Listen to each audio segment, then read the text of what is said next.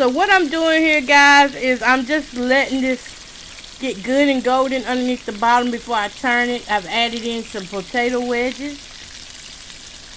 Oh, those are going to be so good. I just flipped it and it's getting our nice golden brown color that we're looking for. Yes, look at that, baby. Oh, I wish y'all listening to the podcast could see this, but I guess you'll get a nice picture of it. Well, you will get to see it on video. I've got to flip them potato wedges now. So y'all that are watching on YouTube, what we're talking about on the podcast is my dating life. And what I'm saying is that basically, I would love to go out to eat with a guy. Like, that would be the first thing that I want to do. Whenever I get my first date again, the first thing I want to do is go out to eat. Because I ain't going to say never, but I've only been out to eat with a guy 3 times in my whole dating life. 3 times. One time because it was my birthday and that got messed up at the restaurant. Like, that was so embarrassing, the stuff that happened at restaurants.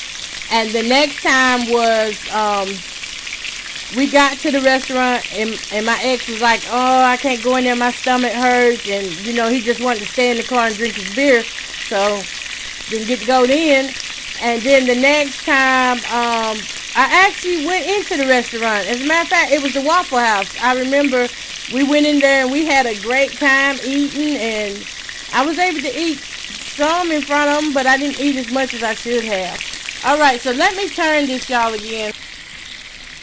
So I did turn this down on 350 degrees. Well, I don't want it to slow that slow. Hold up, I might have to go up a little bit. Maybe 375 temperature. Because my potato wedges were cooking kind of quick there. And I was like, wait a minute. But, yeah, my idea of... I think it's a beautiful thing, though, y'all. When I be at a restaurant or something, and I see these guys with their women and women with their guys, I think that's a beautiful thing to see couples eating out and stuff. And that's just something I never got. In all the years of my dating and stuff, I never got that in my relationships, my ex-relationships that I was in. And so that would be the first thing that I would want to do. I wouldn't want to have no home-cooked meal. I know I don't necessarily like restaurant food like that, but I would want to go. I would go and just order a salad, for real. I would go and order a salad just so I could sit there with my date and enjoy the scenery.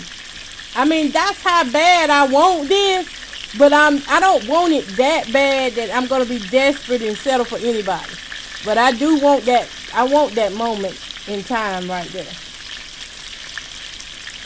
And it's worth waiting for with the right person, you know. It's worth waiting on. Y'all, look at our potato wedges. Look at them potato wedges. Yes.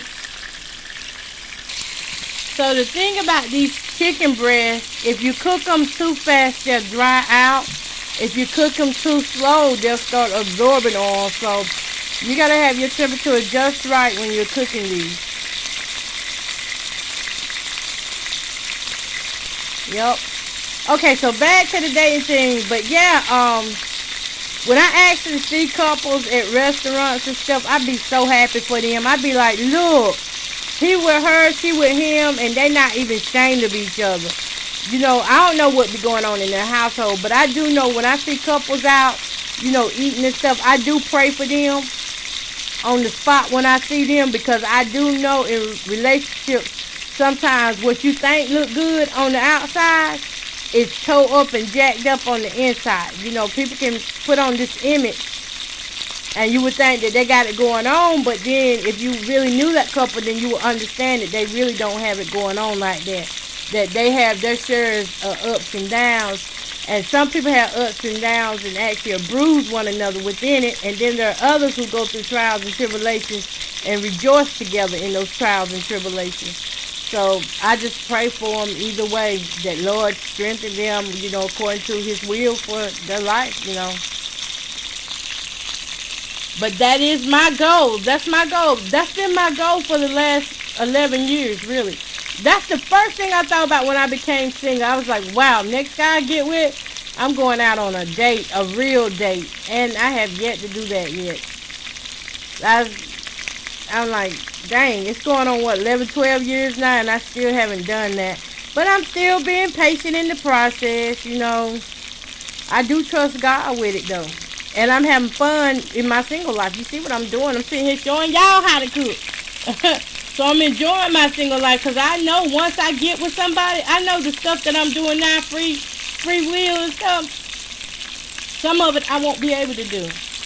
Or I would say, like, I would cut back on it. You know, some stuff may hit the back burner. Oh, yeah. So, see, this is how I want that chicken to look, yes. Some stuff may hit the back burner because there's no way you can be in a relationship and just keep doing the same thing you've been doing all the whole time you were single. If that's the case, you know, what's the use in you being in a relationship? So that's where I'm at is that, you know, just enjoying my life now while I'm single. Enjoying it, making the best of it, knowing that my patience is not going to be in vain. It's not going to be because the right man is going to choose me. And when he chooses me, you know, if he's the right man according to the spirit, you know, then I can choose him too. You know, that's just how I see it, y'all. I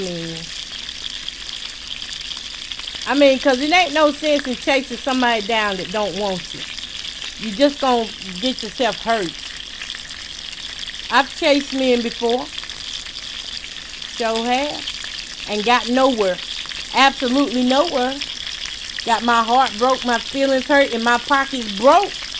Yes, that's what I got. I got a case of the bronchitis. Everything in my life was dull, dying off. Everything was spiritually dead, financially dead. Seemed like I couldn't hold money, nothing. Seemed like I couldn't keep stuff in my food and stuff in my house to eat. Seemed like I just never had no peace in those relationships that I had to chase down. So, no, I'm not chasing no relationship down. Okay, y'all, so this is the final results of the chicken breast. It's fried, golden, and it's tasty. And y'all, those potato wedges are good. Be sure to season them as soon as they come out, because that's what's going to make them better. Matter of fact, I got to put some seasoning on these. But that's it, y'all. Pretty much, that's all it is to it. Frying a chicken, skinless breast. Skinless and boneless chicken breast. That's what this is, with some potato wedges. And we did this in what? How long? About 10, 15 minutes. That's all this meal took. And you can add whatever size you want to add. Like, I wanted some gravy, but I think I'm going to skip on the gravy. I'm going to skip that tonight. I'll do the gravy another day. But anyway, YouTube people and Facebook and TikTok, this is it. This is it. We are done. Look at that baby. That baby pretty right there. Woo wee. Yes. And I got mine to still. Mine is still in this pan, y'all. Because y'all already know I'm waiting for it to get a little burn on it. I just like, you know, extra crispy kind of burning food. Not no burnt taste, but y'all know what I'm trying to say. That deep, dark colored crisp. Because it always tastes so good. Especially if you're eating it with some light bread. Oh my good it be. Oh my goodness, it be good. Almost lost again. Alright, so that's it.